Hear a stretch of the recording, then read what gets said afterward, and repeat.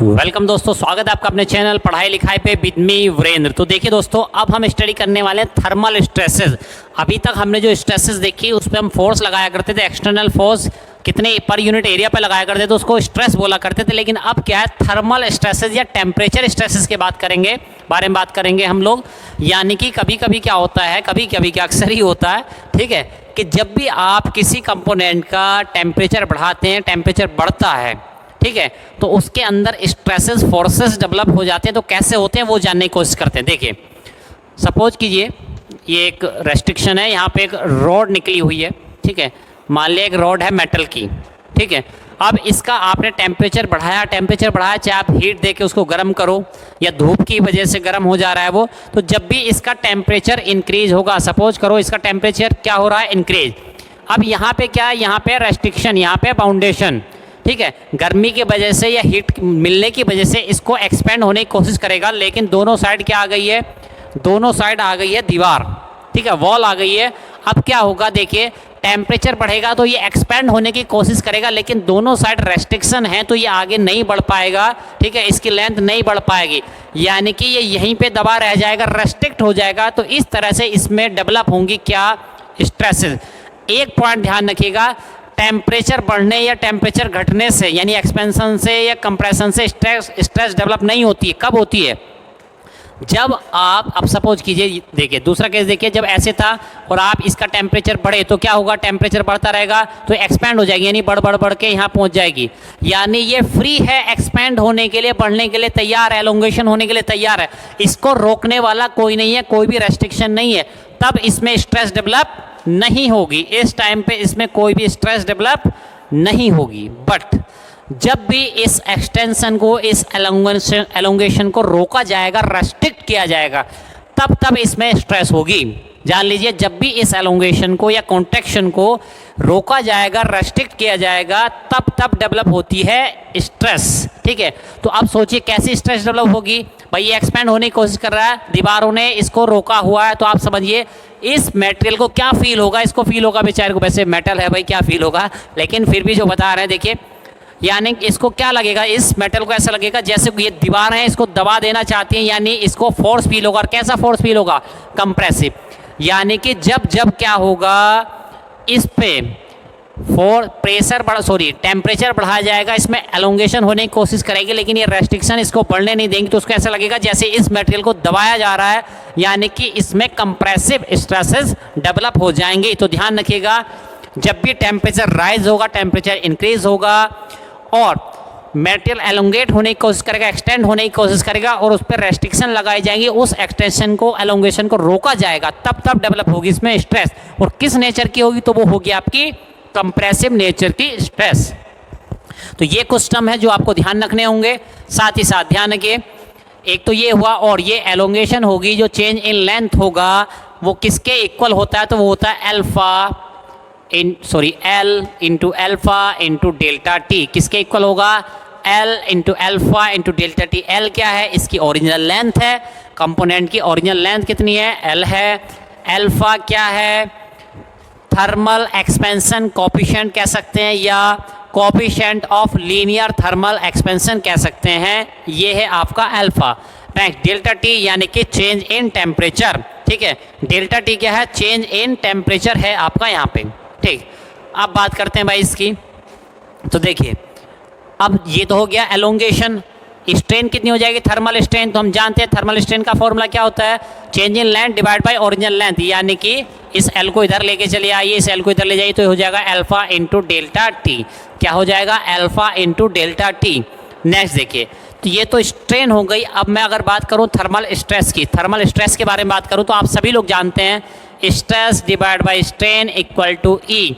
यानी कि thermal stress की बात करूँ तो ये हो जाएगा एप्सिलॉन इंटू ई।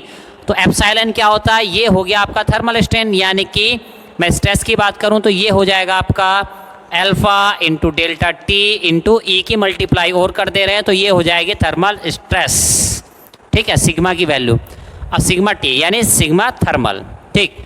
अब देखिए क्या पूछता है क्वेश्चन, आपसे पूछेगा थर्मल स्ट्रेस डिपेंड करती है किस किस चीज़ों पर डिपेंड करती है, तो thermal expansion coefficient, linear thermal expansion coefficient पे, अल्फा पे, डेल्टा टी यानी चेंज इन टेम्परेचर और यंग मॉडुलस ऑफ इलास्टिसिटी पे भी निर्भर करती है, डिपेंड करती है, यानी इन तीनों पे निर्भर करती है। वहीं आपसे अगर पूछता है कि स्ट्रेन किस चीज़ पे निर्भर करती है, तो वो करती है केवल और केवल अल्फा पे एंड डेल्टा टी पे। तो इस तरह से आपको ध्यान रखना है। इसके बावजूद एक चीज़ और देखिए, अब देखिए जैसे ये दीवारें, ये रेस्ट्रिक्शन है, इसके बीच में एक कंपोनेंट, अब क्या हुआ, ये कंपोनेंट ठंडा होना शुरू हो गया, कूल डाउन होना शुरू हो गया, तो क्या होगा, ये सिकुड़ने की कोशिश करेगा, क्या करेगा, पास पास आने की कोशिश करेगा, सिकुड़ने की कोशिश करेगा। उस टाइम इस मटेरियल को क्या लगेगा, ठीक है, इस मटेरियल को क्या लगेगा, देखिए इसको थोड़ा डायग्राम को बड़ा कर लेते हैं।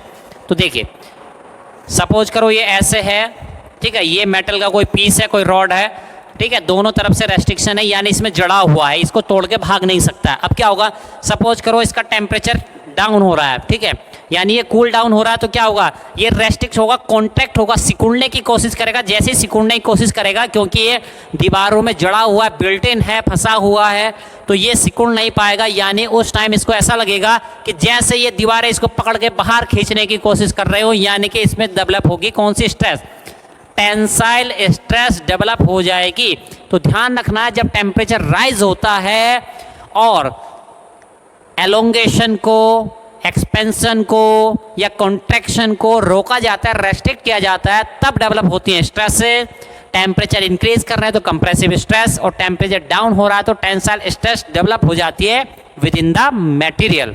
ठीक, तो ये कुछ फैक्ट्स हैं, और भी कुछ चीज़ जानने की कोशिश करेंगे आप। तो आइए स्टूडेंट्स, अब देखते हैं दो स्पेशल केसेस थर्मल स्ट्रेसेस के केस में। दो स्पेशल केस हैं, case number 1 is this and another 1 is this. तो देखिए क्या होता है दोनों में।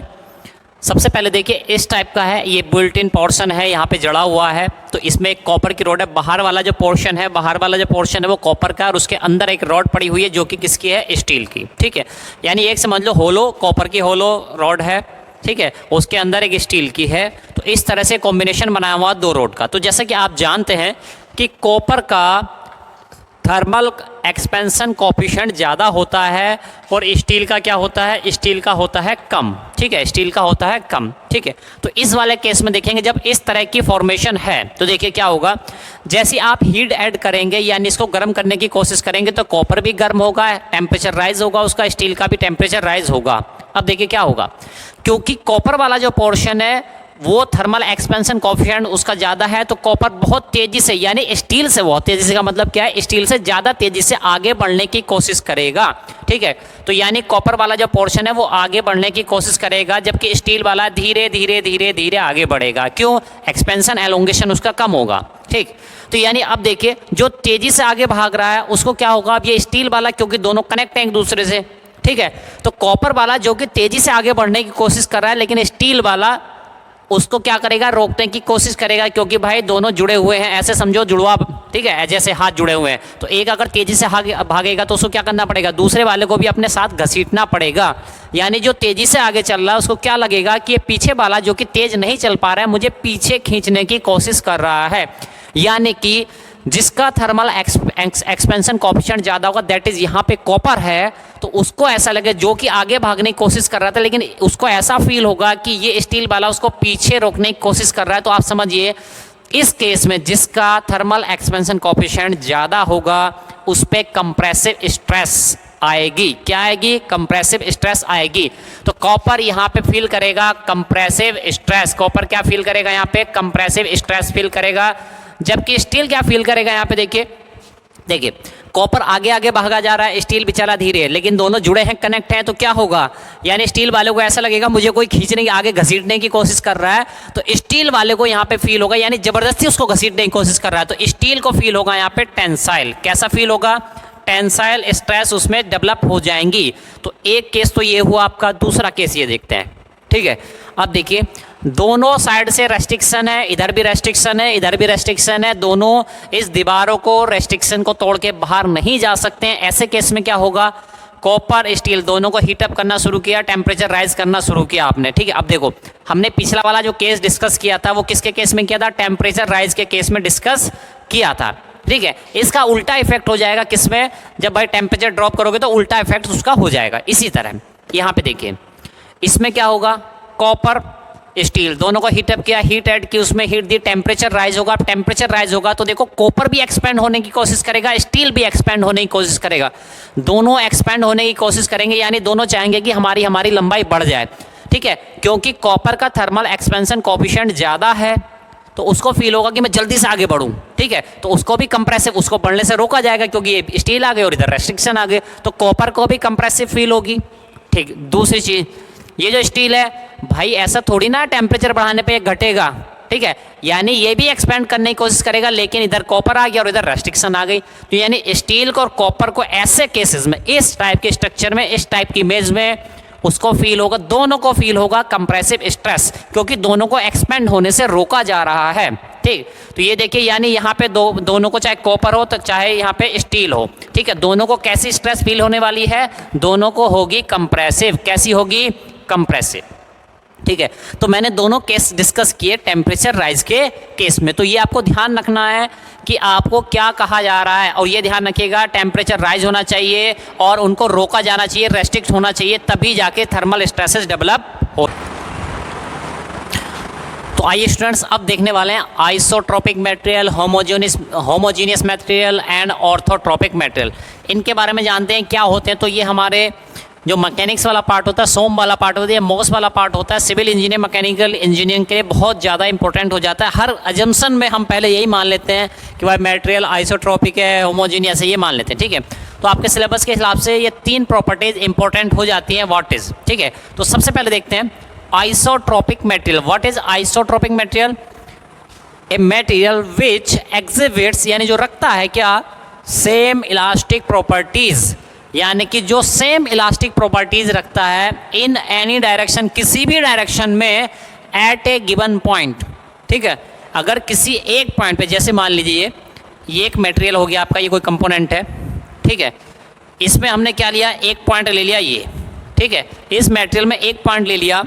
उसके बाद क्या कह रहा है, same elastic property in any direction at A given point, एक गिवन पॉइंट पे एनी डायरेक्शन चाहिए, यानी कि चाहे ये वाली डायरेक्शन ले लो, चाहे ये वाली डायरेक्शन ले लो, चाहे ये वाली डायरेक्शन ले लो, सभी डायरेक्शन में प्रॉपर्टीज़ क्या होंगी उसकी, सेम होंगी, इलास्टिक प्रॉपर्टीज़, ठीक है। कौन सी इलास्टिक? तो मैंने क्या मान लिया, मैं भाई यंग मॉडुलस ऑफ इलास्टिसिटी यहाँ पे ले लेता हूँ, ठीक है। क्या ले लेता हूँ? Young modulus of elasticity.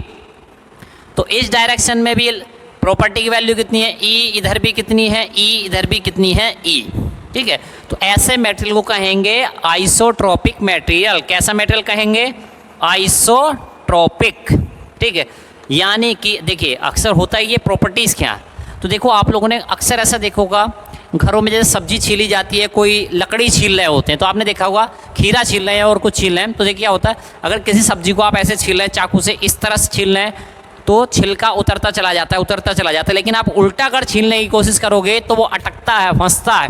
इसका मतलब क्या हुआ, एक डायरेक्शन में जो प्रॉपर्टीज़ हैं वो दूसरी डायरेक्शन में प्रॉपर्टीज़ नहीं हैं, ठीक है। तो ऐसा आपको हर मटेरियल में देखने को मिल सकता है, तो डिफरेंट मटेरियल में डिफरेंट प्रॉपर्टीज़ देखने को मिल सकती हैं। तो देखिए, तो यानी कि ऐसा मटेरियल जिसमें किसी एक पॉइंट पे अगर आप जाओ, ठीक है, उस पॉइंट से चाहे इस दिशा में जाओ, चाहे इस डायरेक्शन में जाओ, चाहे इस डायरेक्शन में जाओ, सभी डायरेक्शन में सेम इलास्टिक प्रॉपर्टी आपको मिलेगी, तो ऐसा मटेरियल कहेगा आइसोट्रोपिक मटेरियल। यानी एक पॉइंट पे सभी डायरेक्शन में, किसी एक पॉइंट पे जाकर देखना और सभी डायरेक्शन में प्रॉपर्टी सेम है, तो आइसोट्रोपिक मटेरियल। दूसरा देखते हैं homogeneous material. A material which exhibits same elastic properties at any point, ठीक है। यानी कि ऐसा मटेरियल जिसकी प्रॉपर्टीज सेम होती हैं, किस जगह पे सेम होती हैं, एट एनी पॉइंट, यानी किसी भी पॉइंट पे चले जाओ आप, यानी एक से ज़्यादा पॉइंट पे, किसी भी डिफरेंट पॉइंट पे जाके देखो तो प्रॉपर्टीज आपको सेम मिलेंगी इन ए गिवन डायरेक्शन, लेकिन हर पॉइंट पे डायरेक्शन एक ही होनी चाहिए, ऐसा कह रहा है। तो देखिए इसका क्या मीनिंग निकलता है, देखिए ये मटेरियल ले लिया, इसका एक पॉइंट ये ले लिया मैंने, एक पॉइंट ये, ठीक है। उसने कहा था एट एनी पॉइंट, किस पे कहा था, एट एनी पॉइंट, यानी चाहे जिस पॉइंट पे चले जाओ, ठीक है।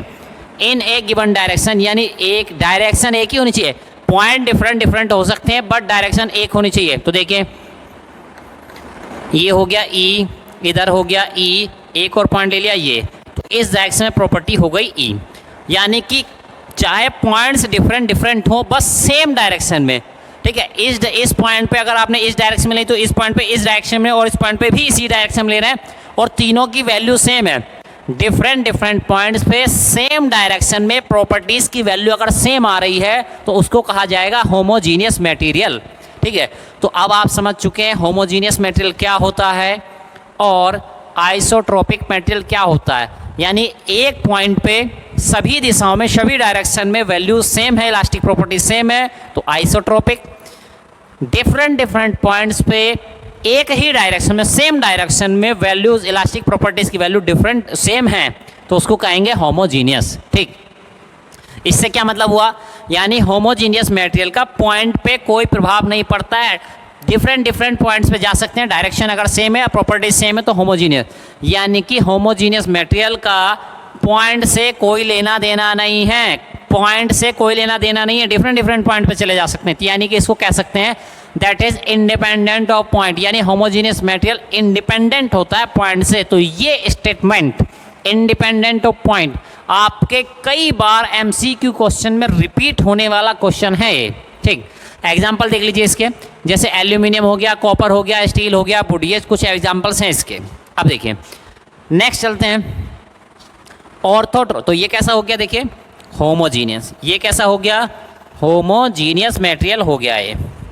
चलो आगे चलते हैं, ऑर्थोट्रोपिक मटेरियल। ऑर्थोट्रोपिक मटेरियल देखने की कोशिश करते हैं क्या है, a material which exhibits same elastic property. ठीक है, सेम इलास्टिक प्रॉपर्टी रिप्रेजेंट करता है इन 3 म्यूचुअल परपेंडिकुलर डायरेक्शन। यानी कि ऐसा मटेरियल जो 3 म्यूचुअल परपेंडिकुलर, यानी 3 परपेंडिकुलर डायरेक्शन में, 3 परपेंडिकुलर डायरेक्शन कौन सी हो गई, एक ये हो गई एक्स मान लिया, एक ये हो गई वाई मान लिया, और एक इस बोर्ड से आ जाइए बाहर को 3। यानी एक ही पॉइंट पे 3 डिफरेंट परपेंडिकुलर डायरेक्शन में। तो देखो आइसोट्रोपिक और ऑर्थोट्रोपिक में अंतर समझिए। आइसोट्रोपिक कह रहा था एक पॉइंट पे सभी डायरेक्शन में अगर प्रॉपर्टी सेम है तो आइसोट्रोपिक है, और ये क्या कह रहा है, एक पॉइंट पे 3 म्यूचुअल परपेंडिकुलर डायरेक्शन तो हुए हैं लेकिन सभी नहीं है, केवल और केवल 3 म्यूचुअल परपेंडिकुलर डायरेक्शन की बात हो रहा है। अगर उसमें वैल्यू सेम है तो उसको कहेंगे क्या, ऑर्थोट्रोपिक मटेरियल। ठीक, तो देखिए इसका मतलब ये हुआ, ठीक है, ये एक पॉइंट है, ठीक है, ये डायरेक्शन हो गई एक, इधर हो गई वैल्यू ई, एक डायरेक्शन हो गई ये ई, और इसको बाहर वाली को जो कि बोर्ड से बाहर आ रही है इसको दिखा देता हूँ मैं इधर को, अगर ये भी है ई। ठीक है, बस ध्यान क्या रखना है, एंगल कितना होना चाहिए, 90 डिग्री, 90 डिग्री, और कितना होना चाहिए, 90 डिग्री। अगर ऐसा है तो ये मटेरियल कहलाएगा orthotropic material. It is anisotropic material, कह रहा है कि ये एक एनिसोट्रोपिक मटेरियल होता है। ठीक है, कैसा होता है, एनिसोट्रोपिक मटेरियल। क्यों, क्योंकि भाई केवल 3 डायरेक्शन में, एक पॉइंट पे सभी डायरेक्शन में, ठीक है, यानी यहाँ पे चौथी डायरेक्शन भी मैं ले सकता था। ठीक है, एक पॉइंट पे सभी डायरेक्शन में प्रॉपर्टी सेम है, तब तो आइसोट्रोपिक था। लेकिन यहाँ पे क्या देखो, ऑर्थोट्रोपिक मटेरियल में केवल 3 डायरेक्शन में और केवल 3 म्यूचुअल परपेंडिकुलर डायरेक्शन में प्रॉपर्टी सेम है, बाकी और कोई डायरेक्शन लोगे ना तो उसमें सेम नहीं है। ठीक है, तो ये तो आइसोट्रोपिक की प्रॉपर्टी नहीं, आइसोट्रोपिक तो कहता सभी में सेम रखो, और ये केवल 3 में ही सेम रखता है, बाकी में सेम नहीं होती है। तो इसलिए एक ऐसा मटेरियल है, यानी इसलिए कहा गया है it is an anisotropic material, यानी कि ये आइसोट्रोपिक मटेरियल नहीं है। तो ये भी आपको क्लियर हुआ होगा। चलिए और कुछ 2 एग्जांपल देने की कोशिश करता हूं मैं आपको, आप बताइएगा कि ये कैसे मटेरियल हैं। ठीक, ई ई ई, ठीक है, ये इसको मान लेता हूँ E1 E1 E1, ठीक है, और इसको मान लेता हूँ E1 E1 E1। अब देखिए ये मटेरियल कैसा है, तो देखो किसी एक पॉइंट पे, एक पॉइंट ये हुआ ये वाला, इसको मान लो A, दूसरा पॉइंट ये हुआ B। तो देखो A पॉइंट है, सभी डायरेक्शन में वैल्यू सेम है तो आइसोट्रोपिक, वेरी गुड। और देखो ये B पॉइंट है, तो B पॉइंट पे सभी डायरेक्शन वैल्यू सेम है तो आइसोट्रोपिक तो है। ठीक है, इससे क्या पता चला, ये आइसोट्रोपिक तो है।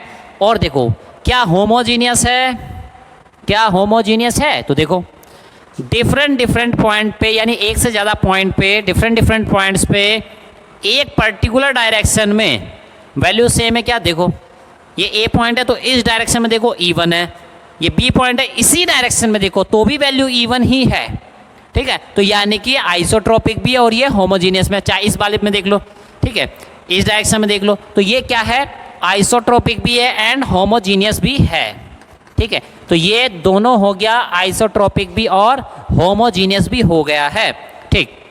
एक और एग्जांपल देखते हैं, ठीक है, एक और एग्जांपल देखने की कोशिश करते हैं भाई। देखो E1 E1 E1, ठीक, ये देखो E2 E2 सॉरी इधर बना लेते हैं, है ना, E2 और इधर बना देते हैं E2। तो अब देखो भाई, एक पॉइंट है A, दूसरा पॉइंट है B। अब देखो ए पॉइंट पे, एक पॉइंट पे सभी डायरेक्शन वैल्यू क्या, E1 E1 E1, तो एक पॉइंट पे सभी डायरेक्शन वैल्यू सेम है, तो यानी कि ये आइसोट्रोपिक तो है, ठीक है, ये क्या है, आइसोट्रोपिक तो है, लेकिन क्या होमोजीनियस है। तो देखो दो डिफरेंट पॉइंट्स को लो, दो डिफरेंट पॉइंट पे इसमें सेम डायरेक्शन में E1, सेम डायरेक्शन में E2, तो यानी ये होमोजीनियस नहीं है, ठीक है, ये क्या है, होमोजीनियस मटेरियल नहीं हुआ। तो यानी कि एक ही मटेरियल में एक से ज़्यादा प्रॉपर्टी हो भी सकती है, नहीं भी, जैसे ये दिखा रहा था, एक ही मटेरियल आइसोट्रोपिक भी है, होमोजीनियस भी है, सेम मटेरियल, ऐसे भी हो सकता है भाई, केवल आइसोट्रोपिक हो होमोजीनियस ना हो, ये कभी कभी ऐसा भी हो सकता है होमोजीनियस हो आइसोट्रोपिक ना हो, ठीक है। तो इस तरह से प्रॉपर्टी, उम्मीद है कि आपको ये डायग्राम से, फिगर से प्रॉपर्टीज को समझ में आई होंगी। आइए स्टूडेंट्स, अब डिस्कस करने वाले हैं फैक्टर ऑफ सेफ्टी, ठीक है। तो देखिए फैक्टर ऑफ सेफ्टी क्या होता है, जैसे कि आपको नाम से समझ में आ रहा है, सेफ्टी, ठीक है, किसी चीज़ को सेव करने की बात कर रहे हैं, सेव करने की बात कर रहे हैं, तो किस चीज़ को सेव करेंगे। देखिए एक्चुअली में होता क्या है, एक एग्जांपल के थ्रू मैं आपको समझाने की कोशिश करता हूँ। तो देखिए सपोज कीजिए आपके घर में कोई एक फैमिली मेम्बर है, ठीक है, मान लीजिए जिनका वेट कितना है 90 kg, ठीक है, मान लीजिए जिनका द्रव्यमान, ठीक है, यानी कि मास कितना है 90 kg है। आम तो लोकल लैंग्वेज में, आप आम बोलचाल की भाषा में इसको भार कह सकते हैं, ठीक है, कह देते हैं लोग, ठीक है, लेकिन भार नहीं, हम जानते हैं कि W=m×g, जी से मल्टीप्लाई करेंगे तब जाके वेट आएगा, ठीक है। लेकिन आपको समझाने के लिए मान लेता हूँ मैं, ठीक है, कि भाई देखिए क्या है, आपके घर में एक मेंबर है, दादाजी हैं या और कोई भी मेंबर हैं, तो वो कितने किलोग्राम के हैं, वो है 90 किलोग्राम के लिए, ठीक है। अब क्या हुआ, आपको एक चेयर खरीदनी है, कुर्सी खरीदने जाना है, ठीक है, प्लास्टिक की हो सकती है, लकड़ी की, जिस चीज़ की भी है, ठीक है। तो आप एक चेयर खरीदने गए मार्केट से, ठीक है, आपने दुकान वाले से कहा कि भाई ऐसी मजबूत कुर्सी दिखाना, ऐसी मजबूत चेयर देना हमको, ताकि कि वो 90 किलोग्राम का भार उठा सके, ठीक है, इतने किलोग्राम का आदमी अगर उस पर बैठ जाए तो टूटे ना। उसने कहा ठीक है, मेरी दुकान में ऐसी चेयर है, मैं आपको ऐसी चेयर देता हूँ, ठीक है। तो उसने आपको ये चेयर दे दी, ठीक है, उसने आपको चेयर दे दी, भाई ये लो चेयर दे दी, ठीक। अब इस चेयर पे जब ये 90 किलोग्राम, ठीक है, उसने कितनी चेयर दी, ऐसी चेयर दी जो 90 किलोग्राम के भार को झेल जाए, बर्दाश्त कर जाए, वेरी गुड, बहुत अच्छी चेयर। आपके दादाजी इस पे बैठे, तो दादाजी जब इस पे बैठे तो 90 किलोग्राम का भार कुर्सी झेल सकती थी, और 90 किलोग्राम भार आपने इस पे रखा, ठीक है, चेयर नहीं टूटी, बहुत अच्छी बात है, ठीक है, यानी 90 किलोग्राम का वेट झेल सकती थी, ऐसी कुर्सी आप मांगने गए थे और कुर्सी नहीं टूटी, ठीक है। अब क्या हुआ, आपके घर में छोटे बच्चे थे, मान लिया एक छोटा सा बच्चा था, ठीक है, अब क्या हुआ, उस बच्चे को कह दिया गया कि जाओ दादाजी के पास जाके खेलो, ठीक है, तो बच्चा गया दौड़ते दौड़ते दादाजी की गोद में चढ़ गया। अब क्या हुआ, जब दादाजी की गोद में चढ़ गया तो मान लिया इस चेयर का वेट जो कि 90 था, अब हो गया है 98, ठीक है, कितना हो गया, 98 हो गया। अब कुर्सी बताइए रहेगी कि जाएगी, तो कुर्सी को तो टूट जाना है, क्यों, क्योंकि ये चेयर कितना वेट झेल सकती थी, केवल 90 किलोग्राम, अब कितना का हो गया 98, ठीक है। तो कहने का मतलब ये है, क्या भाई हम केवल उतना ही फोर्स लगाएंगे, उतनी ही स्ट्रेस लगाएंगे जितना वो मटेरियल झेल सके, या किसी मटेरियल की जितनी स्ट्रेंथ हो, क्या हमें उस पर उतना ही लोड लगाना चाहिए, ठीक। तो हम करते क्या एक्चुअली में, तो देखिए हम क्या कहेंगे, भाई देखो ऐसा है, ऐसी कुर्सी देना उसमें 90 किलोग्राम का तो आदमी बैठ ही जाए और वो टूटे ना, ये बात तो कहनी है हमें, ठीक है। लेकिन अक्सर क्या होता है, साइड में कुर्सी के किनारे पे आके छोटा बच्चा लटक गया, ठीक है, और बगल में कोई आके खड़ा हो गया, चाय पी रहे हैं, पता चला कप का वेट हुआ तो कप कितना हुआ, 90 था, अभी 90.25 हो गया, 250 ग्राम और बढ़ गया तो चेयर टूट जाएगी। तो ऐसा नहीं करना है, ठीक है। तो हम उससे कहेंगे कि भाई 90-100 किलो का आदमी, हम क्या कहेंगे उसे, यार 100 किलो का इंसान उस पर बैठे तो टूटे ना। हम खुद ही जाके कहेंगे कि भाई 100 किलो का आदमी बैठना है उस पर, यानी कुछ तो हमने जाके बढ़ा के बता दिया। अब वो समझेगा कि भाई 100 किलोग्राम का तो आदमी बैठेगा, ठीक है, तो मैं कुछ और मजबूत कुर्सी इनको दिखाऊं, ठीक है। तो वो आपको जानबूझ के ऐसी कुर्सी देगा ताकि 125 किलोग्राम का आदमी बैठ जाए तो कुर्सी ना टूटे, चेयर ना टूटे, ठीक है। तो यानी कि 90 से लेकर 125 यानी कि 35 किलोग्राम की एक्स्ट्रा सेफ्टी लेके चलें आप चाहते हैं कि ये फंक्शन करती रहे, सारे काम टाइम से पूरे हों, ये कुर्सी फंक्शन करती रहे, अगर उस पर 125 किलोग्राम का भी वेट पड़ जाए तो, भार पड़ जाए तो, ठीक है। तो इसी को कहते हैं सेफ्टी, ठीक है। यानी कि आपको पता है इतने किलोग्राम लोड बनना है, लगना है, तो हम मेंबर ऐसा बनाएंगे, पार्ट ऐसा बनाएंगे कि वो उससे कहीं ज़्यादा, थोड़ा सा ज़्यादा, ठीक है, क्या करे, लोड झेल पाए, बियर कर पाए, ठीक है। तो यानी कि इसी को कहते हैं हम कुछ सेफ्टी कंसिडरेशन लेके चलते हैं, ठीक है। अब ये सेफ्टी लेके चलते क्यों हैं भाई, क्योंकि एक्चुअली में हम प्रोडक्ट तो बनाते हैं, जैसे आप समझिए छतों के फ़ैन होते हैं, ठीक है।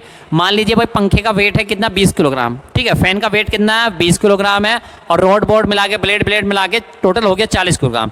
अगर वो रोड है, ठीक है, जो पंखे की छड़ होती है रोड, ये ऐसी, ठीक है, यहाँ पे पंखा लगा है, इस पर लगे हैं ब्लेड, ये लगे हैं ब्लेड, ठीक है। अब हमें पता है कि ये टोटल वेट कितना है, 40 किलोग्राम है, तो हम रोड लेके आए कि भाई ऐसे रोड देना जो 50 किलोग्राम का भार उठा सके, ठीक है। आप लेके चले आए, ठीक है। अब देखो इस पे अगर 50 किलोग्राम से ज़्यादा लगेगा तो टूट जाएगा ना, ठीक है। और आपने क्या देखा, कुछ लोग सुसाइड कर लेते पंखे से लटक के, ठीक है, फिर भी रॉड नहीं टूटती है। तो यानी कि इस रॉड की स्ट्रेंथ कहीं ज़्यादा है, यानी उसका फैक्टर ऑफ सेफ्टी लेके चला गया है।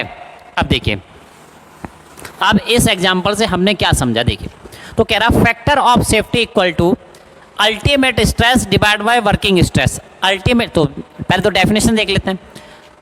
Factor of safety is defined as the ratio of ultimate stress to the working stress, ये होगा इसकी डेफिनेशन। अब देखिए क्या है अल्टीमेट स्ट्रेस, यानी एक कंपोनेंट कितने पे फ्रैक्चर हो जाता है, टूट जाता है, बेकार हो जाता है, फेल हो जाता है, अल्टीमेट स्ट्रेस यानी कि मैक्सिमम वैल्यू, ठीक है। तो अल्टीमेट को आप ऐसे भी कह सकते हैं कि मैक्सिमम वैल्यू, ठीक है। तो मान लिया भाई हमने एक कंपोनेंट बनाया, ठीक है, हमने एक कंपोनेंट बनाया, ठीक है, जो मैक्सिमम ज़्यादा से ज़्यादा कितना लोड उठा सकता है, मान लिया 100, कितने स्ट्रेस लगा सकते हैं उस पर 100। तो यानी इस मटेरियल पे अगर, इस कंपोनेंट पे अगर 100 लगाएंगे स्ट्रेस तो ये बेकार नहीं होगा, ठीक। डिवाइड बाय वर्किंग मतलब उस पर स्ट्रेस कितनी वर्क कर रही है, कितना फोर्स लग रहा है, ठीक है, एक्चुअल में कितना लग रहा है। तो मान लिया उस पर कितना लग रहा है 50, कितना लग रहा है 50। तो देखो यानी हकीकत में लग रहा है 50, ठीक है, और ये मेटेरियल कितना झेल सकता है, बर्दाश्त कितना कर सकता है 100, तो वैल्यू कितनी आई है 2। तो जैसे आप देख रहे हैं 2, यानी कि फैक्टर ऑफ सेफ्टी 2 आने का मतलब क्या है, ये हुआ कि जितना लोड आप लगा रहे हैं उससे दुगना भी आप लगा दें तब भी ये नहीं टूटने वाला, यानी कि कुछ आपने स्ट्रेस को safe as a reserve strength लेके चलें। तो फैक्टर ऑफ सेफ्टी क्या है, it is a type of reserve strength, ठीक है, यानी कुछ रिजर्व करके रखा है आपने। कितना रिजर्व करके रखा था, देखो 50 लोड एक्चुअली में लग रहा था और 50 और लगा सकते थे, मेटेरियल उतना और बर्दाश्त कर लेता, ठीक है। तो इसको कहते हैं फैक्टर ऑफ सेफ्टी। आप कितना लेके चले, 50 स्ट्रेस का लेके चले और कितना 2, अगर 2 आ रहा है तो इसका मतलब हुआ है अभी जितनी स्ट्रेस लग रही है उसका दुगना आप उस पर लगा सकते हैं, अप्लाई कर सकते हैं, तब भी मेंबर फेल नहीं होगा। ये मतलब निकला फैक्टर ऑफ सेफ्टी 2 आने का। तो कहने का मतलब आप खुद ही सोचो, ठीक है। एक तो ये सीखा आपने, दूसरी चीज़ अगर मैं इसको कहूँ फैक्टर ऑफ सेफ्टी अल्टीमेट कितनी 100, आपने लगाई कितनी 100, तो इसका मतलब क्या हुआ, फैक्टर ऑफ सेफ्टी आ गया 1। इसका मतलब क्या हुआ, इसका मतलब ये हुआ था जितना मैक्सिमम वो कंपोनेंट वो मटेरियल झेल सकता था, बना सकता था, झेल सकता, बर्दाश्त कर सकता था, उतनी ही आपने लगाई, तो यानी 1। यानी आपने कोई भी सेफ्टी लेके नहीं चली है, ठीक है, आपने कोई भी सेफ्टी करने की कोई ज़रूरत नहीं समझी है, यानी कि जितना लगना चाहिए था उतना ही आपने लगा दिया। तो भाई मटेरियल की कोई गारंटी नहीं कब टूट जाए अब, ठीक है, इसका मतलब ये हुआ। तो यानी कि फैक्टर ऑफ सेफ्टी अगर 1 है तो आप हम कहेंगे, ठीक है। तो देखिए इसको समझाते हैं, फैक्टर ऑफ सेफ्टी को एन से रिप्रेजेंट करते हैं। अगर वो फैक्टर ऑफ सेफ्टी है 1 से कम, इट मीन्स, ठीक है, अगर फैक्टर ऑफ सेफ्टी कितना है 1 है, इक्वल टू कितना है 1, तो इसका मतलब हुआ नो सेफ्टी, कोई भी सेफ्टी आप लेके नहीं चल रहे हैं। एन लेस देन 1, एन की वैल्यू 1 है तो यानी कि फ्रैक्चर फेलियर होना ही होना है, ठीक है। इसका मतलब ये हुआ एन की वैल्यू 1 से कम है, यानी कि जितना लोड मटेरियल झेल सकता था आपने उससे ज़्यादा लगा दिया, तो ये तो फेल ही होना है, अब थोड़ी ना बचेगा। और देखो एन की value greater than 1, factor of safety की वैल्यू 1 है, 1 से बड़ी है, तो यानी कि आप सेफ्टी लेके चल रहे हैं, कुछ रिजर्व स्ट्रेंथ मान के चल रहे हैं।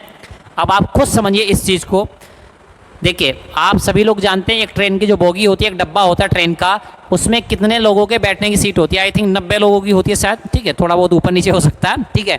90 लोगों के बैठने की सीट होती है और आप खुद जानते हैं उसमें बैठते कितने हैं, ठीक है।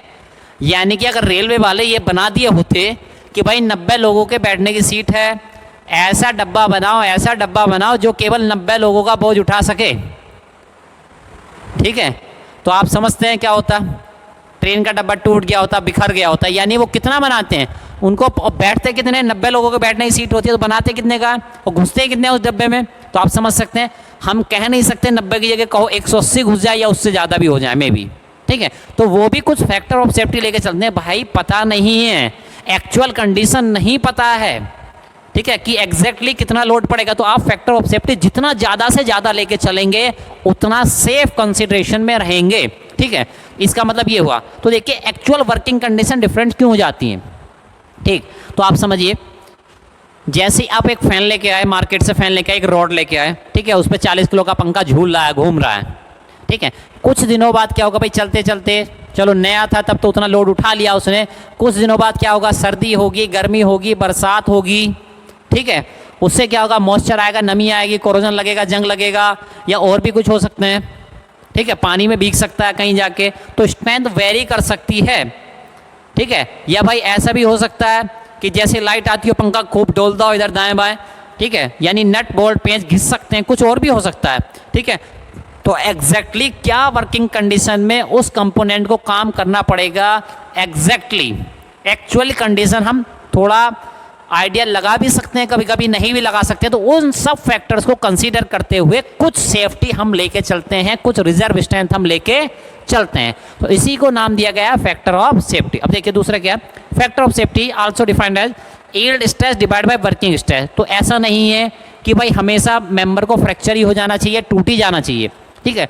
कुछ ऐसे भी कंपोनेंट होते हैं जिसमें अगर यील्ड थोड़ा सा मेटेरियल खिंच जाए, बढ़ जाए या घट जाए, तो अगर उसमें यील्डिंग आ जाए तब भी कंपोनेंट उसको जो फंक्शन करना चाहिए, डिजायर्ड फंक्शन था, वो काम करना बंद कर देता। जैसे बेल्ट एंड पुली ले लीजिए, ठीक है, बेल्ट एंड पुली, तो देखिए ये देखिए ये पुली है, ये पुली रोटेट कर रही है। अब देखिए खुद समझिए, ये जो बेल्ट है मान लिया रबर की बेल्ट है, ठीक है, अब ये इस पर रोटेट कर रही है, घूमते घूमते क्या हुआ, ये लूज हो गई, ढीली हो गई। अगर ये लूज हो जाएगी ढीली तो ये स्लिप करने लगी, इस पर स्लिप करने लगी, यानी इसकी लंबाई बढ़ गई, इसमें यील्डिंग आ गई, तो यानी कि इस बेल्ट को जो काम करना चाहिए था वो तो काम करना बंद कर दिया, तो कहेंगे कि क्या हो गई, ये फेल हो गई, यानी अपने काम अच्छी तरह से प्रॉपरली नहीं कर पा रही, तो वहाँ क्या कहते हैं, यील्ड स्ट्रेस, ठीक है। मैक्सिमम का मतलब ये नहीं कि रबड़ी को टूटना ही हमेशा, ठीक है, तो ये कंपोनेंट पे निर्भर करता है कि आप अल्टीमेट लेके चल रहे हैं कि बस आप वो जरा सी फेल होगी, लूज हो जाएगी, तो भी काम आपका खराब हो सकता है। तो yield strength divide by working stress, तो इस तरह से चीज़ों को फैक्टर ऑफ सेफ्टी को लेके